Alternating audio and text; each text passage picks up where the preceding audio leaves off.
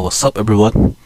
So here we are again to another standard United topic for a deck tech, which is another submitted for MTG Goldfish. So this is what they call as the Mono Blue Control by Eternal Dryer Machine.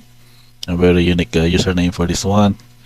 But what we would highlight today is not the typical deck that we used to face now in this current standard format metagame, wherein we go with just tempo of pure counter spells and other cards that makes short damage output, such as the Delor Secrets and Hotijin.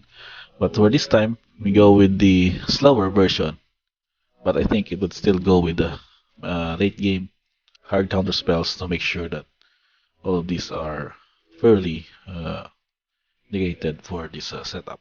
So we're going to discuss what this deck is all about. Mono Blue Control, call it a unique name for this standard format. So we go with the lineup. Check the creatures. We have a Bait Hook Angler. It's a 2/2 with the Storm. But once it flips for 2, it becomes a 1/2 that will put in the game from nowhere Excel. So just basically a 2-drop for the setup. I'm not sure what its really purpose here, aside to being flipping to the 1/2 flyer. But we have 2 copies here. Then we have Liar, of course, from Militant. A core component for blue-black or blue-white based decks just before the rotation.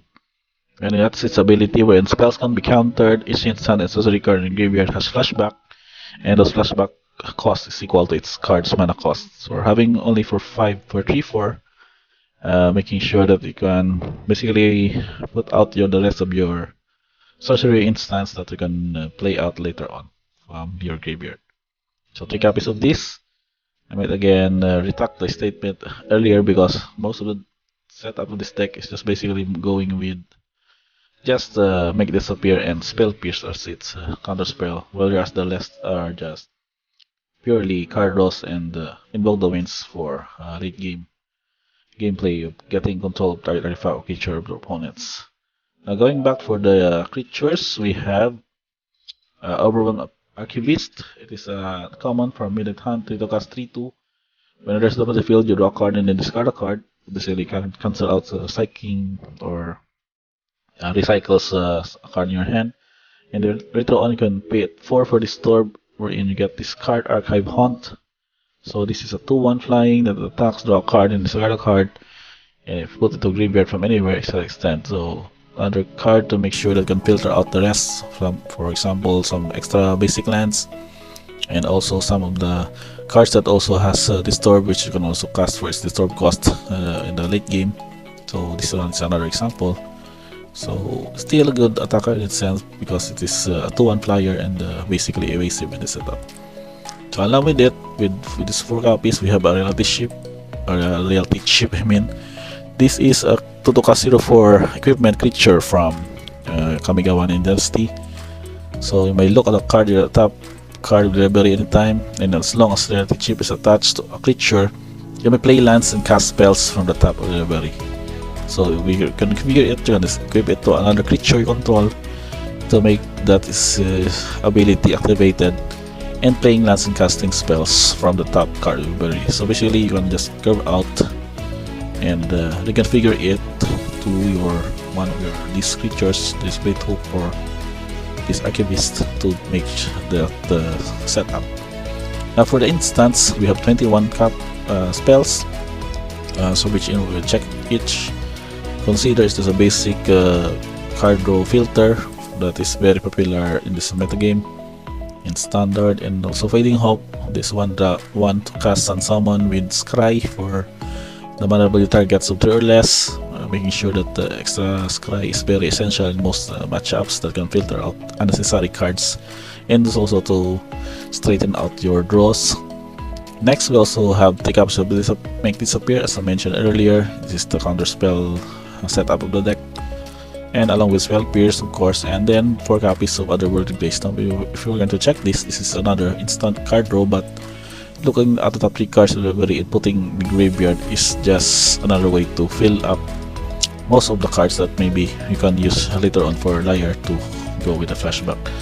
But the bonus here is that having it to flashback is also essential to filter out again some of those unnecessary cards in given situations, but also filling up your graveyard in this setup.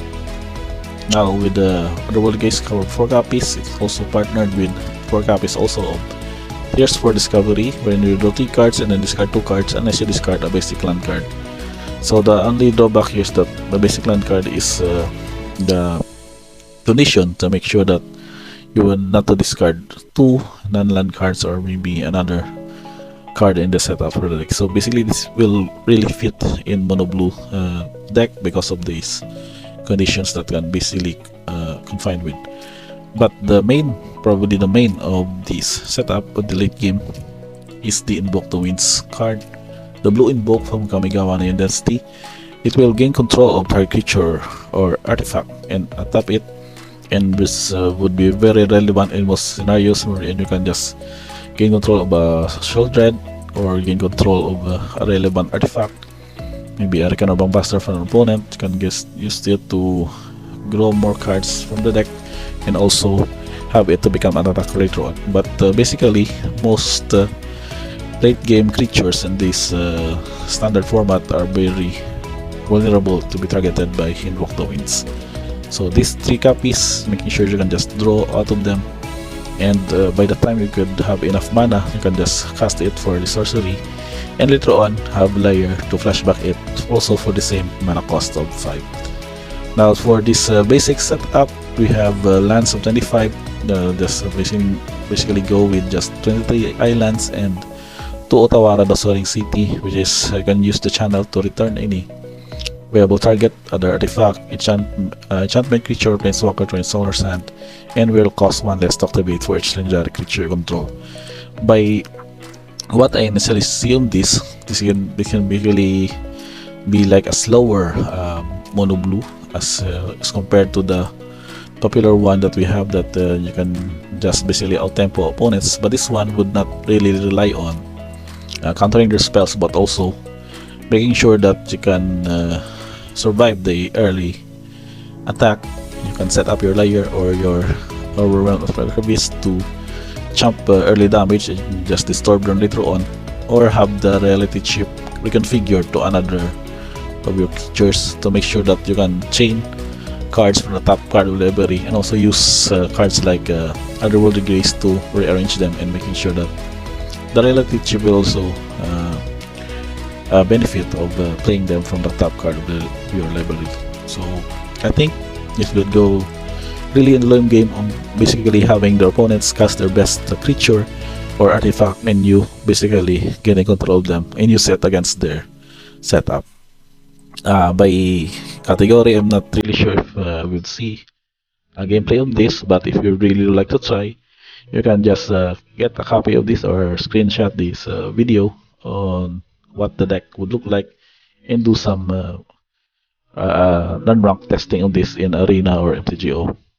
So that's about it. I think this is just another short discussion of the mono blue control deck, but I think this will still become a by analysis. I think this will just become a tier 2 or a tier 1.5 deck in the meta game, but I'm not sure if we really get ahead of any setup, but pretty sure this will be really fun to play in this format. And if you really know not to go with the traditional mono blue tempo, then I would recommend this build to go with just another taste of how a mono blue deck would play out in the standard format today with the Dominaria United.